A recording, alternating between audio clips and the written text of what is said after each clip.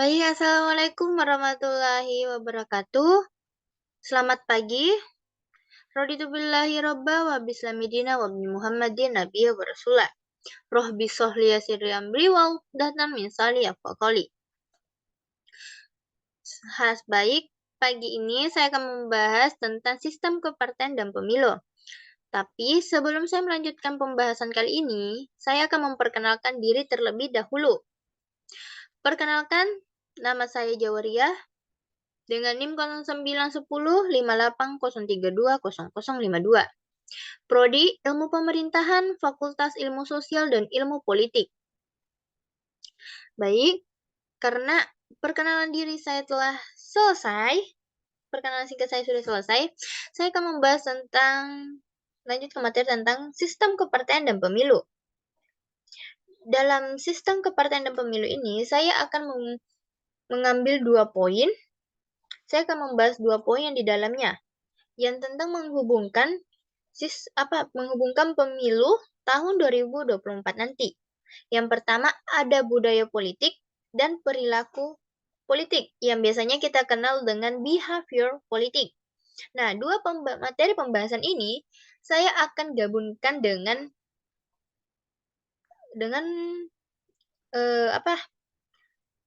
pemilu tahun 2024 nanti. Baik, sebelum kita lebih lanjut, kita harus mengetahui apa sih itu sistem kepartaian dan apa sih itu pemilu. Nah, yang pertama, sistem kepartaian.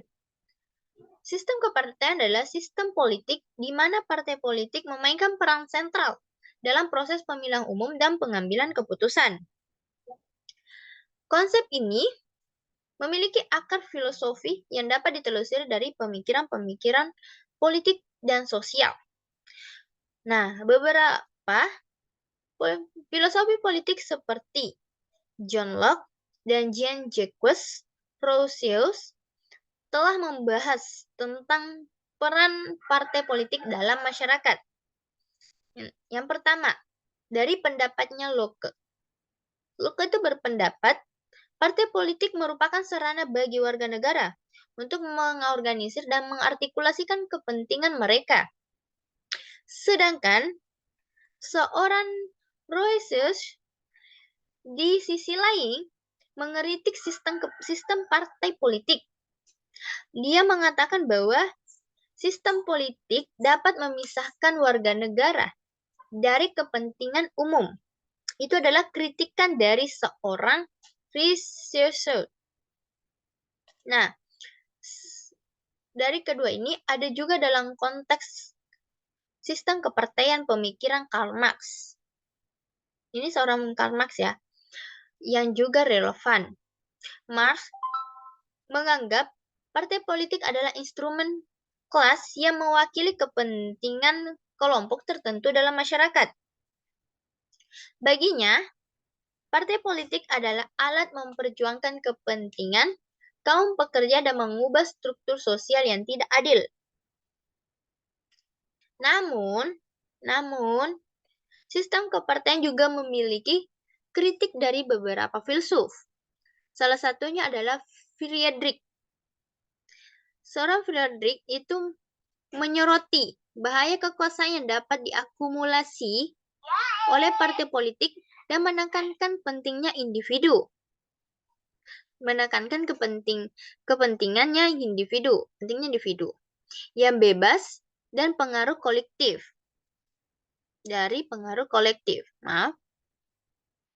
Menurutnya, partai politik dapat menghancurkan kreativitas dan otonom individu.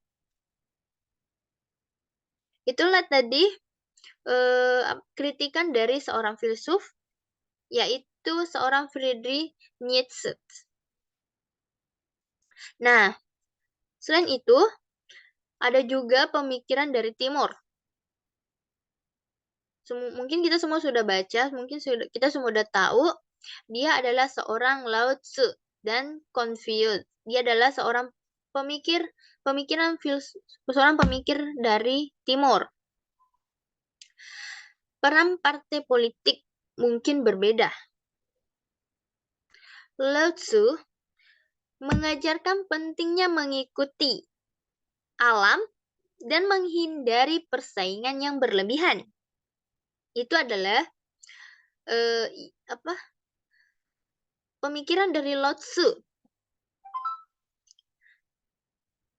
Sedangkan pemikiran dari Confucius, di sisi lain dia menekankan pentingnya etika dan kepemimpinan moral yang menjalankan partai politik yang baik. Itu adalah dua pemikiran dari filsafat Timur, yaitu Lao Tzu dan Confucius. Nah, kesimpulannya, sistem partai politik adalah fenomena yang kompleks mencangkup berbagai filosofi. Dalam pemikiran filosofis, sistem kepartaian melibatkan pertanyaan tentang perwakilan rakyat, tentang perwakilan politik, kepentingan kelompok, kekuasaan, dan peran individu dalam masyarakat. Itulah tadi kesimpulan dari sistem kepartaian kita bahas dari sebuah pemikiran-pemikiran filsuf yang menekankan sistem kepartaian itu melibatkan banyaknya pertanyaan tentang perwakilan politik. Karena pembahasan pengertian sistem kepartaian sudah selesai, kita lanjut ke pemilihan umum. Pemilihan umum adalah sebuah proses demokrasi yang melibatkan partisipasi publik dalam menentukan wakil rakyat atau pemimpin politik. Konsep ini memiliki akar filosofi dalam pemikiran politik dan sosial. Berbagai filosofi seperti John Locke dan Jean-Jacques telah membahas tentang hak-hak warga negara dan konsep kekuasaan yang berasal dari rakyat. Dalam konteks pemilihan umum, ini adalah kita akan bahas tentang pendapat lagi di sini. Salah satunya itu adalah pendapat dari seorang Socrates. Seorang Socrates berpendapat bahwa partisipasi aktif dari warga negara adalah penting untuk mencapai keadilan dalam masyarakat. Namun, seorang Plato mengusulkan model pemerintah yang ideal dalam karyanya Republik, di mana pemimpin dipilih berdasarkan kapasitas dan intelektual. Itu adalah konsep dari seorang Plato. Namun di sisi lain ada pendapat dari Aristoteles yang menekankan kepentingannya keadilan dan kepentingan bersama dalam pemilihan umum. Itulah 3 konteks pemilihan umum ya. 3 pendapat dalam konteks pemilihan umum ini. Yang pertama ada dari Socrates. Yang kedua ada dari Plato. Yang ketiga ada dari Aristoteles yang memiliki perbedaan pendapat, yang memiliki beda-beda pendapat ya. Nah, di sini seorang Immanuel Kant juga memberikan kontribusi pemikiran tentang pemilihan umum dengan teorinya tentang etika dan kewajiban moral. Kant berpendapat warga negara memiliki kewajiban moral untuk berpartisipasi dalam politik dan memilih pemimpin yang mewakili nilai-nilai moral yang mereka anut. Itu adalah pemikiran dari Immanuel Kant. Lalu, pemilihan umum juga dapat dianalisis dari perspektif sosial dan ekonomi. Seorang Karl Marx mengkritik sistem kapitalis yang didasarkan pada kepentingan ekonomi dan mengusulkan pemilihan umum yang lebih inklusif dan adil dalam masyarakat sosialis. Nah, selain itu, ada juga pemikiran-pemikiran dari Timur.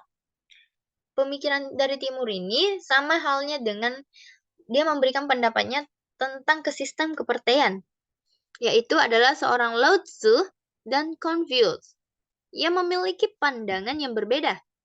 Lao Tzu mengajarkan tentang pentingnya mengikuti alam dan menghindari campur tangan manusia yang berlebihan dalam urusan politik. Itu adalah pendapat dari Lao Tzu. Sedangkan dari pendapat Confucius yang menekankan pentingnya etika dan kebijaksanaan dalam menjalankan pemerintahan yang baik. Itu adalah pendapat dari Confucius. Jadi pendapat dari Lao Tzu dan Confucius ini adalah memiliki pandangan yang berbeda tentang pemilihan umum. Nah, saya membuat kesimpulan dari beberapa penjelasan yang saya berikan tadi, yaitu pemilihan umum adalah fenomena yang melibatkan banyak konsep filosofi. Dalam pemikiran filosofi, pemilihan umum melibatkan banyak tentang pertanyaan tentang keadilan, partisipasi publik, etika, dan kepentingan bersama dalam masyarakat. Itulah tadi dua pembahasan tentang sistem kepartaian dan pemilihan umum ya. Karena sebelum kita melanjutkan lebih jauh, kita harus mengetahui pengertian dari apa sih itu sistem kepartaian, apa sih itu pemilihan umum. Kita harus juga mengetahui pendapat-pendapat filosofi yang bisa dijadikan sebagai dasar dan acuan. Nah, karena pembahasan pengertiannya udah selesai dan pemikiran-pemikiran dari filosofi-filosofi yang saya jelaskan tadi, kita masuk ke jelaskan tentang hubungan pemilihan 2024 dengan kedua materi yang tadi saya beritahu, yaitu budaya politik dan perilaku politik atau biasa dikenal dengan behavior politik. Sebelum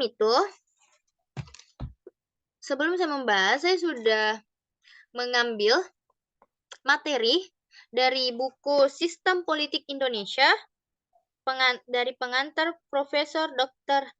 Haji Hasep Kartiwa, Dokter Sarjana Hukum SH dan MS, MSA dan MS. Ini adalah buku yang akan sebagai acuan kita dalam menjelaskan budaya politik dan behavior politik. Di sini dia sudah menekankan budaya politik merupakan sistem nilai dan keyakinan yang dimiliki bersama oleh masyarakat. Dia juga memasukkan pemikiran-pemikiran di sini, yaitu Almond dan Verba yang mendefinisikan tentang budaya politik. Budaya politik sebagai orientasi khas warga negara terhadap sistem politik dan beragam bagainya dan sikap terhadap peranan warga negara yang ada di sistem itu. Dengan kata lain, bagaimana kontribusi pola-pola orientasi khusus mampu mencapai tujuan politik di antara masyarakat bangsa ini.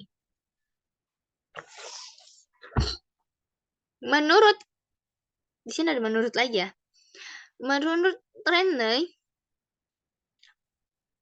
Rene, budaya politik itu memiliki dua komponen utama, yaitu orientasi kognitif. Yang kedua, orientasi efektif. Sementara itu, Almond dan Verba dengan lebih komprehensif mengacu pada apa yang dirumuskan tentang klasifikasi tipe-tipe orientasi bahwa budaya mengandung 3 komponen budaya politik. Yang pertama, orientasi. Orientasi kognitif, yaitu berupa pengetahuan tentang kepercayaan pada politik, peranan, dan segala kewajiban serta input dan outputnya. Dan yang kedua, orientasi efektif, berupa tentang perasaan terhadap sistem politik, peranannya, para aktor dan penampilannya. Sedangkan yang ketiga, orientasi evaluatif, berupa keputusan yang berpendapat tentang objek-objek politik secara tipikal, melibatkan standar nilai dan kriteria, informasi dan perasaan. Itulah yang dirumuskan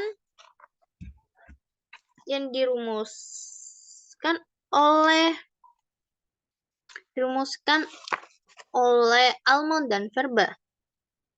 Namun, istilah budaya politik meliputi masalah legitimasi, pengaturan kekuasaan, proses pembuatan kebijakan pemerintah, dan kegiatan partai politik, perilaku aparat negara, serta gejolak masyarakat terhadap kekuasaan pemerintahan.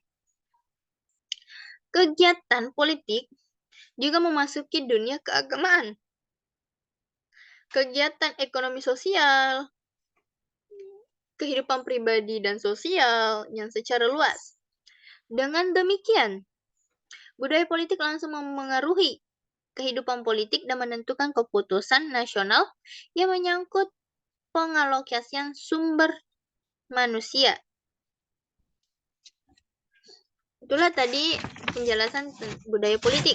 Dan di sini saya juga akan memberikan pengertian bahwa budaya politik adalah merupakan sistem nilai dan keyakinan yang dimiliki bersama masyarakat, setiap unsur masyarakat yang berbeda. Berbeda pula budaya politiknya, seperti antara masyarakat umum dan para elitnya. Dan adapun di Indonesia, menurut Bennet Anderson, kebudayaan Indonesia cenderung membagi secara tajam antara kelompok elit dan kelompok massa. Pembahasan mengenai budaya politik atau kita kenal dengan politik kultur seharusnya bersamaan dengan struktur politik atau politik struktur. Karena hubungan fungsi konversi dan kapabilitas sistem. Sistem yang saya maksud di sini tentang budaya politik adalah mengenai atribut atau sistem pokok untuk menguji fenomena politik kontemporer berupa proses politik dalam proses perkembangan atau perubahan, bahkan mutasi sistem. Itulah yang saya maksud tentang pembahasan politik kali ini ya. Nah, terus kita hubungkan ke pemilu tahun 2024 dengan budaya politik. Hubungan antara pemilu 2024 dan dengan budaya politik sangat penting dalam memahami dinamika politik masyarakat. Budaya politik mencangkup nilai-nilai, norma, dan sikap yang membentuk cara warga berpartisipasi dalam proses politik.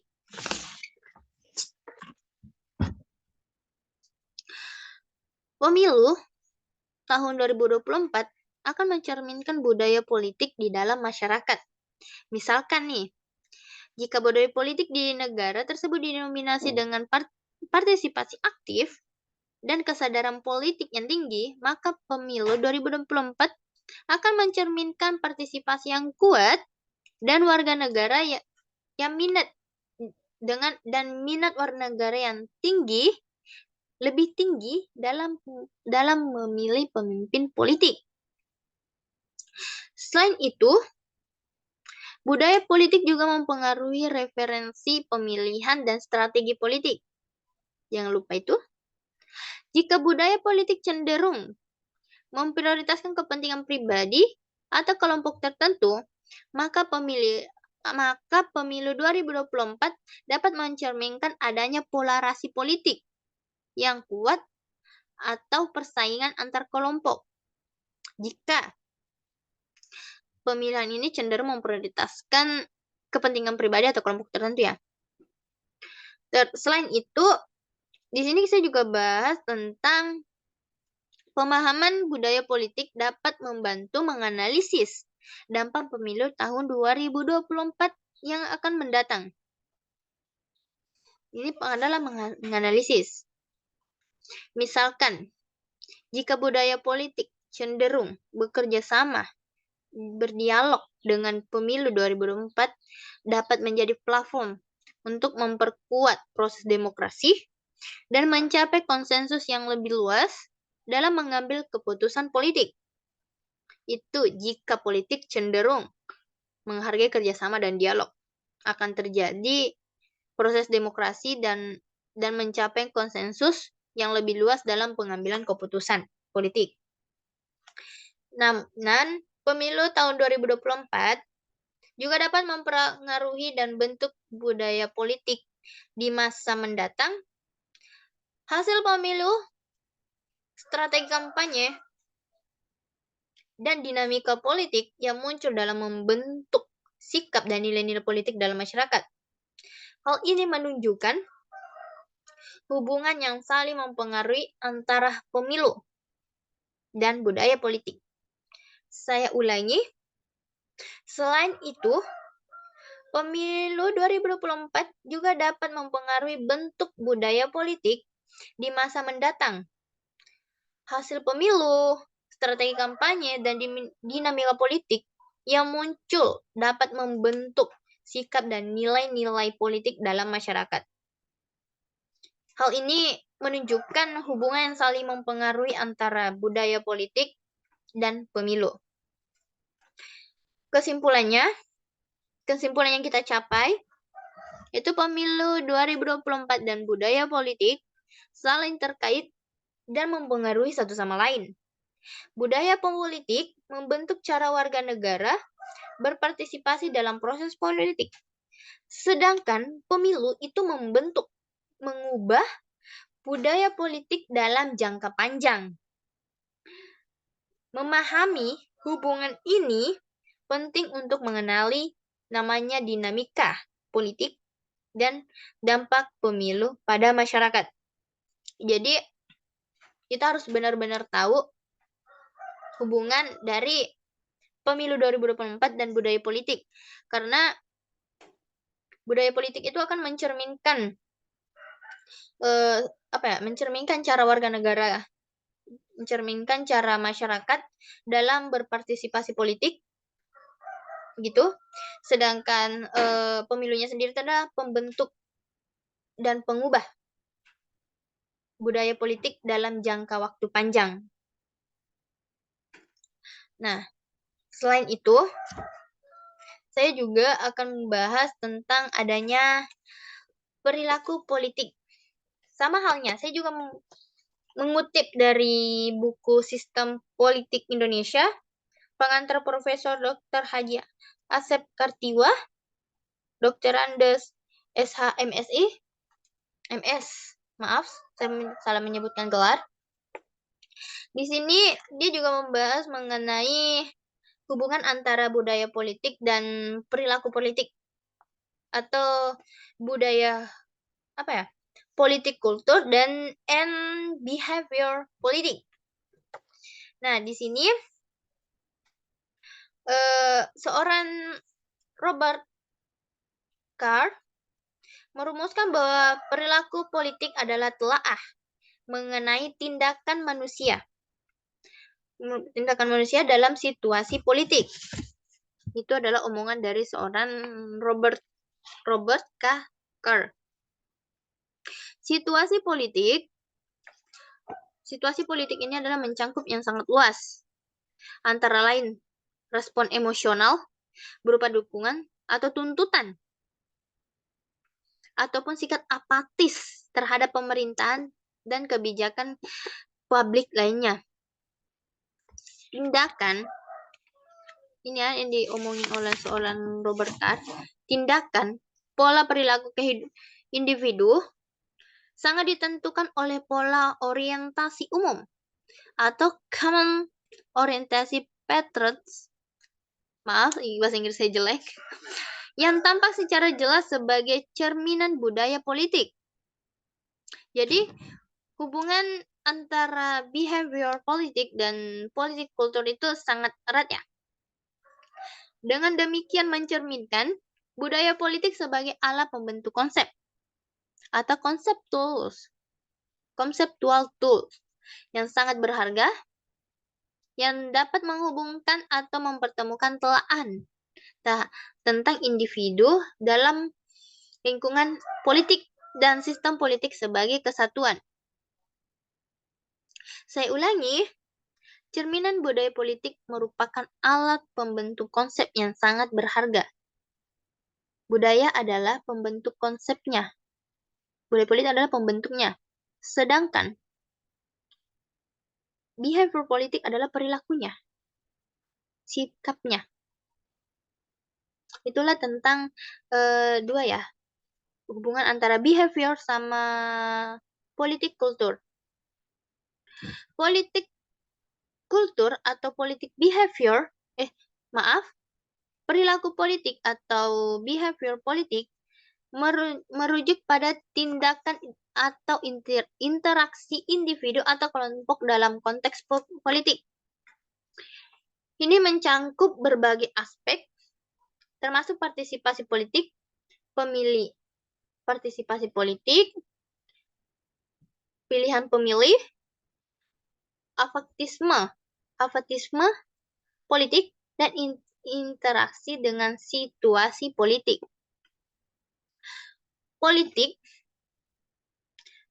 Perilaku politik itu dapat beragam dan berbagai hal-hal yang dapat mempengaruhi, faktor-faktor yang mempengaruhi. Setahu saya yang pertama itu adalah nilai-nilai individu. Kemudian yang kedua ada namanya referensi politik. Yang ketiga ada keyakinan ideologis. Dan faktor sosial seperti pendidikan, kelompok sosial, apalagi ya? Sosial dan pengaruh lingkungan. Itu adalah faktor-faktor yang dapat mempengaruhi tentang perilaku politik atau behavior politik. Namun di sini saya akan menerangkan tentang beberapa bentuk perilaku politik yang umum. Ini secara umum ya. Yang pertama adalah partisipasi politik. Partisipasi politik ini mencangkup seperti pemilih dan pemilihan. Partisipasi ini mencangkup kegiatan seperti pemilih dan pemilihan. Terus partisipasi dalam kampanye politik. Kan partisipasi dalam kampanye politik dan menghadiri pertemuan politik atau menjadi anggota partai politik. Itu adalah secara langsung partisipasi politik. Dan secara langsung ini partisipasi politik ini adalah cara individu untuk memengaruhi dan berkontribusi dalam proses politik. Itu adalah partisipasi politik. Yang kedua adalah pilihan pemilih. Perilaku politik juga melibatkan pemilihan pemilih dalam pemilih calon politik atau partai politik. Pilihan pemilih didasarkan pada pertimbangan seperti kebijakan politik, karakter calon, dan afiliasi politik. Pasti kalau karakter calon itu pasti kita lihat-lihat juga sih siapa sih yang bakalan kita pilih. Apakah karakternya bagus, baik, bagaimana cara memimpinnya, bagaimana dia selama masa jabatannya. itu bakalan apa ya? Dibilang ada plus minus lah kalau kita melihat karakter calon. Terus ada aktivisme politik. Aktivisme politik ini melibatkan tindakan-tindakan seperti unjuk rasa, demokrasi, petisi, atau kampanye dalam isu-isu politik tertentu. Aktivisme ini adalah bentuk partisipasi politik yang seringkali bertujuan untuk mengubah kebijakan atau memperjuangkan hak-hak tertentu.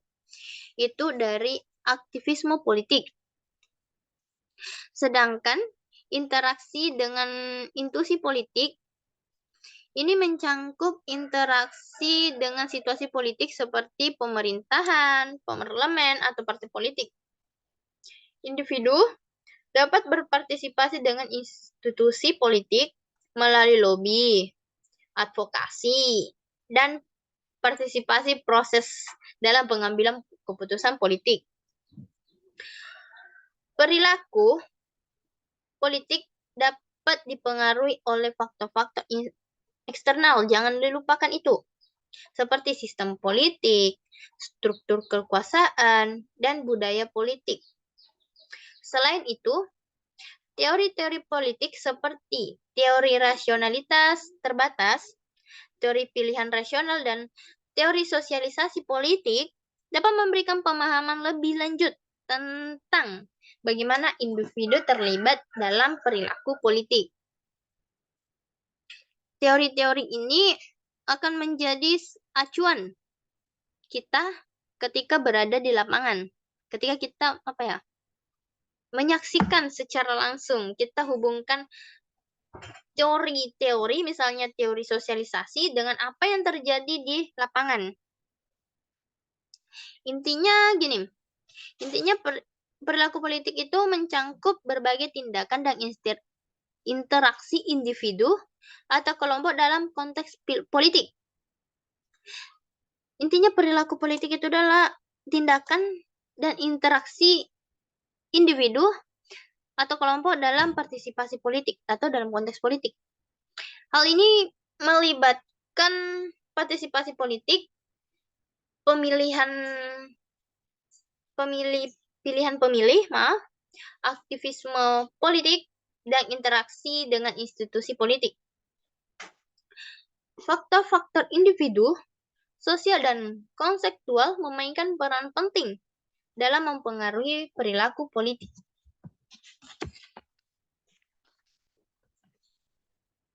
Nah, kita kembali lagi ke seorang Robert Card, ya. Seorang Robert Card ini dia berpendapat bahwa budaya politik dan perilaku politik itu saling terkait, seperti halnya yang saya ucapkan tadi bahwa budayanya itu sebagai caranya, nilainya, ya kan? Nilai prosesnya. Sedangkan kalau perilaku itu adalah tindakannya. Nah, sama halnya dengan Robert Card ini. Budaya politik dan perilaku politik ini saling terkait dan saling mempengaruhi satu sama lain. Budaya politik yang mencangkup tentang norma-norma, nilai, keyakinan, dan praktik dalam membentuk cara warga negara berpartisipasi dalam politik. Sementara kalau perilaku politik itu bisa berupa tindakan-tindakan konkret yang dilakukan oleh individu atau kelompok dalam konteks politik. Di sini, seorang Carr berpendapat bahwa budaya politik mempengaruhi perilaku politik melalui internalisasi norma-norma dan budaya nilai-nilai politik oleh individu. Nah, budaya politik yang menghargai partisipasi aktif, dialog politik, misalkan nih, dapat mendorong individu untuk terlibat dalam kegiatan politik seperti pemilihan, berdiskusi, atau berpartisipasi dalam gerakan politik. Sebaliknya, ini sebaliknya, budaya politik bisa cenderung apatis atau korupsi. Dapat mempengaruhi perilaku politik dalam berpartisipasi ya. Dalam berpartisipasi bisa meningkatkan, bisa juga menurunkan partisipasi publik dan kepercayaan publik terhadap politik. Di sisi lain, perilaku politik juga dapat membentuk dan mempengaruhi budaya politik. Tindakan-tindakan politik individu atau kelompok yang mempengaruhi sikap dan norma dalam masyarakat. Misalkan, aksi kolektif dalam kelompok dapat mempengaruhi sikap dan norma dalam masyarakat. Misalkan ya, dalam aksi kolektifnya ini adalah bentuk protes atau gerakan sosial yang memengaruhi perubahan budaya politik itu. Namun seorang angker juga menyoroti pentingnya konteks sosial dan kelembagaan dalam memahami hubungan antara budaya, ya, antar budaya politik dan perilaku politik. Struktur politik dan sistem kekuasaan dalam masyarakat dapat mempengaruhi budaya politik dan perilaku politik. Struktur dalam masyarakat ini bisa mempengaruhi yang namanya budaya dan perilaku dalam masyarakat. Misalkan nih, sistem politik yang otoriter atau demokrasi dapat membentuk cara individu dalam berpartisipasi dan berinteraksi dalam politik. Jadi sangat menentukan sekali ya cara dan perilaku dalam politik. Apalagi misalnya sistemnya itu sistem otoriter atau demokrasi itu sangat-sangat mempengaruhi yang namanya partisipasi masyarakat dalam partisipasi publik dalam mengikuti kegiatan politik ya. Namun menurut Robert K., budaya politik dan perilaku politik saling terkait, saling memengaruhi. Budaya politik membentuk sikap, nilai-nilai individu politik, sementara perilaku itu mempengaruhi budaya politik melalui tindakan konkret yang dilakukan individu atau kelompok. Konteks sosial dan kelembagaan juga penting dalam memahami hubungan ini. Nah, karena kita udah membahas tentang hubungan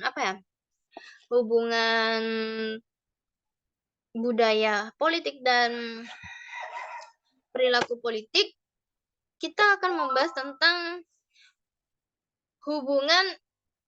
menghubungkan perilaku politik dengan pemilu tahun 2024. Karena kita udah tadi menghubungkan yang namanya budaya politik dengan pemilu tahun 2024. Sekarang ini adalah perilakunya. Perilaku politik ya, kita udah bahas tadi ya, kalau budaya itu adalah caranya. Sedangkan kalau perilakunya itu udah tindakannya. Itu adalah secara singkat banget ya, singkat sekali. Kalau kita ingin memahami bahwa budaya politik itu caranya, sedangkan perilaku politik itu adalah tindakannya, kayak gitu. Nah, pemilu tahun 2024 ini akan mendatang akan kayaknya berhubungan erat dengan yang namanya perilaku politik, ya kan? Karena akan bagaimana menganalisis nih bagaimana tindakannya.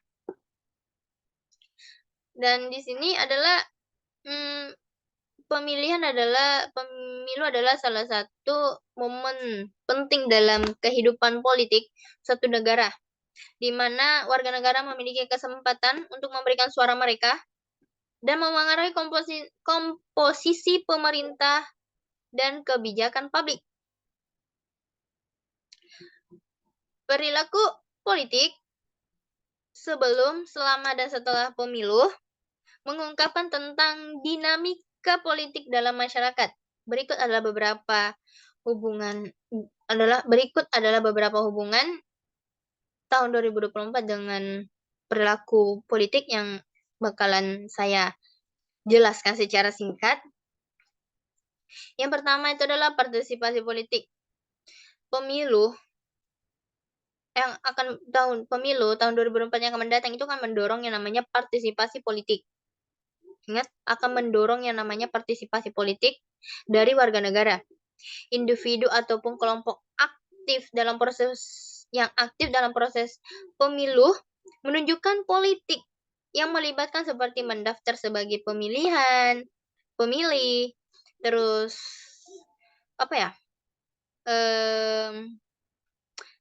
strategi kampanye atau kayak bisa dibilang mengikuti kampanye atau berpartisipasi dalam diskusi politik atau dialog politik. Pemilu yang diikuti dengan tingkat partisipasi yang tinggi dapat mencerminkan tingkat kepedulian dan keterlibatan politik masyarakat. Jadi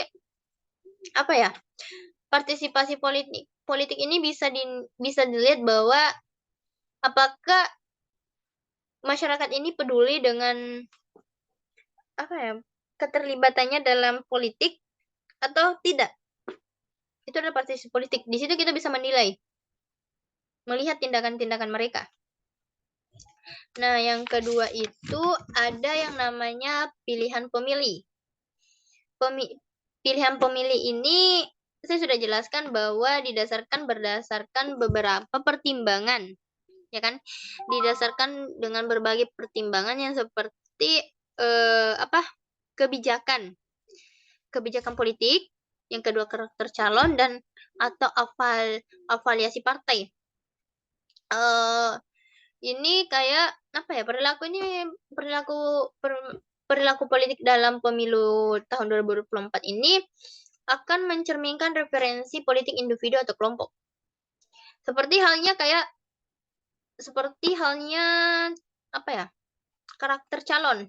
Kita akan melihat karakter calon itu yang ini bagi pendapat saya. Ini dari pemikiran saya bahwa menganggap bahwa di karakter calon yang dimaksud di sini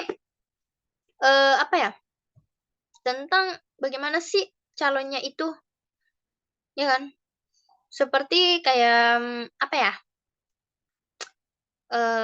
bakal calon ini seperti kayak Anies, Prabowo, terus Ganjar Pranowo, itu bagaimana sih karakteristiknya, bagaimana waktu dia menjabat, ya kan, waktu itu sebagai gubernur dan Prabowo sebagai menteri pertahanan, ya kan. Kita bakal melihat bagaimana kebijakan-kebijakan yang dibuat, bagaimana dia bertanggung jawab, bagaimana di dalam masa jabatannya tapi kalau dalam masa jabatan itu pasti kita berpikir bahwa ada plus minusnya ya. Pasti ada kekurangannya, ada kelebihannya dalam masa-masa jabatannya itu. Dan di situ mereka akan melihat dan akan mencerminkan referensi karakter calon yang mereka pilih, begitu. Terus ada yang namanya kampanye politik. Ini yang ketiga ya, kampanye politik. Kampanye politik ini sebelum pemilu merupakan tempat di mana kandidat atau partai politik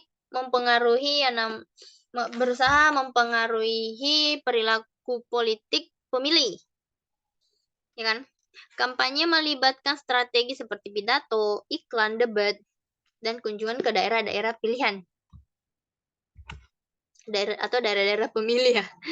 Kampanye politik dapat mempengaruhi perilaku politik dengan memengaruhi sikap, pengetahuan, dan keyakinan politik. Nah, kayaknya kampanye politik ini juga sangat penting ya. Sangat penting dalam mempengaruhi yang namanya perilaku pemilih.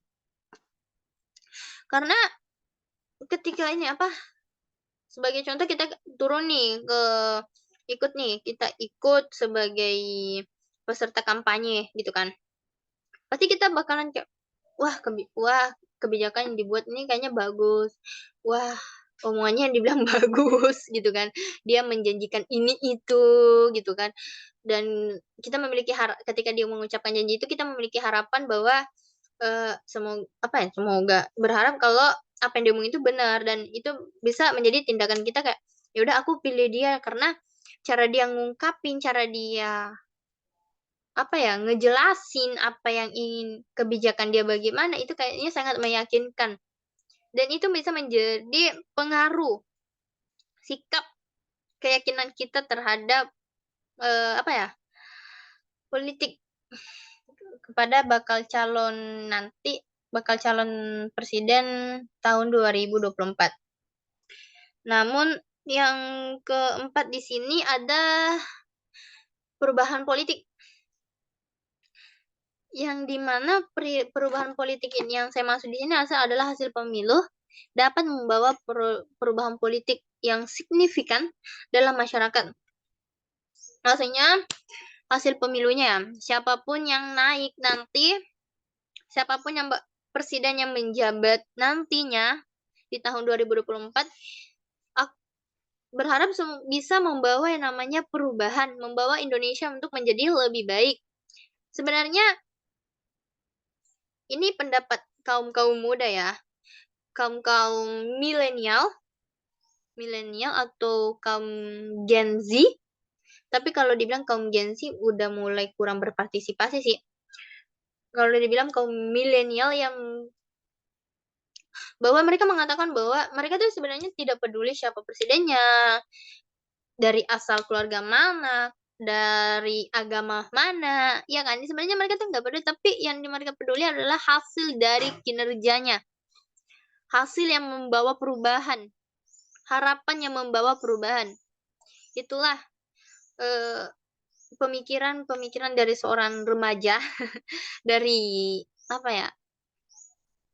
generasi milenial, generasi Z, generasi Yin, dan generasi Gen Z, yaitu. Nah, perilaku politik selama pemilu dapat mencerminkan aspirasi dan tuntutan perubahan dari pemilih. Itu yang seperti saya bilang. Bahwa siapapun yang bakal naik, harap itu memberi revolusi yang besar-besar, memberikan perubahan yang besar, perubahan yang positif bagi Indonesia untuk lebih maju. Ya kan? Selain itu, perilaku politik juga menunjukkan penolakan terhadap status quo atau permintaan perubahan dalam kebijakan dan tata kelola politik dapat mempengaruhi dinamika pasca pemilu kan. Selain itu, pemilu juga mempengaruhi budaya politik masyarakat. Partisipasi dalam politik dapat membangun yang namanya kesadaran politik. Partisipasi politik itu memberi dapat menumbuhkan yang namanya kesadaran arti pentingnya kita ikut dalam partisipasi politik. Tidak ada kata-kata malas kalau jika Indonesia ini mau lebih maju.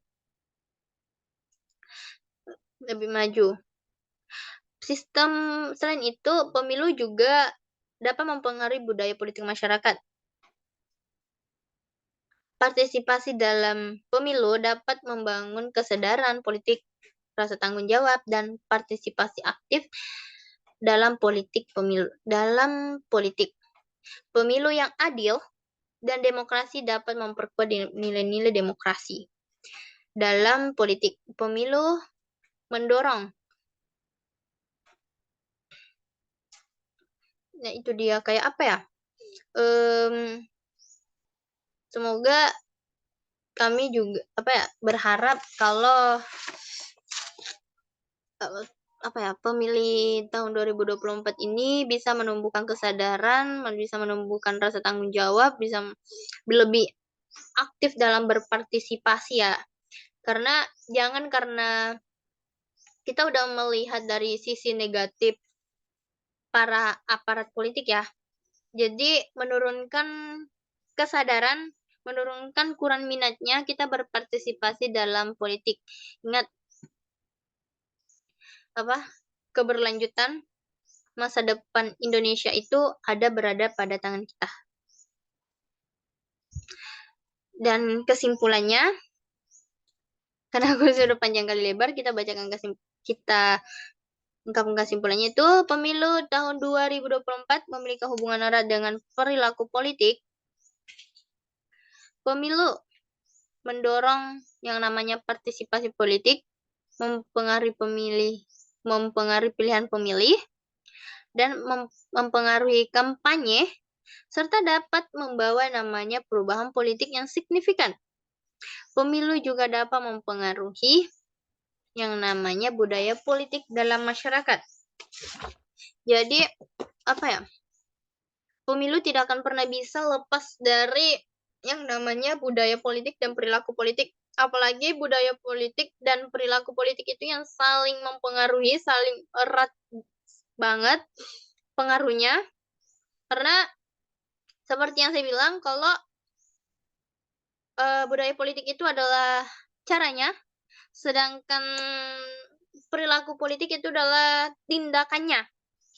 Jadi sangat bererat, saling berkaitan dengan erat. Baik, itulah penjelasannya tadi.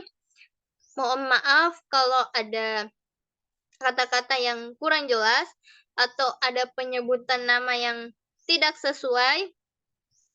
Saya mohon, karena saya pun juga baru belajar, kita sama-sama belajar.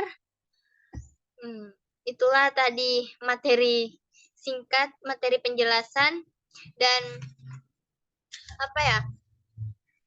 ketika kita ingin benar-benar mengetahui sistem politik di Indonesia, saya harap teman-teman perbanyak baca buku tentang sistem politik Indonesia, buku-buku apapun itu. Dan saya juga menyimpan 2 buku di sini, buku Kibernologi 1 dan Kibernologi 2. Di situ juga banyak membahas tentang membahas tentang budaya politik dan perilaku politik ya. Ada juga budaya pemerintah juga di dalamnya. Untuk mengenal Indonesia lebih dalam lagi, itu lebih banyak membaca buku teman-teman. Itulah materi singkat yang bisa saya jelaskan. Bila ada kesalahan mohon dimaafkan. Billahi fisabil haq. Fastabiqul khairat. Assalamualaikum warahmatullahi wabarakatuh.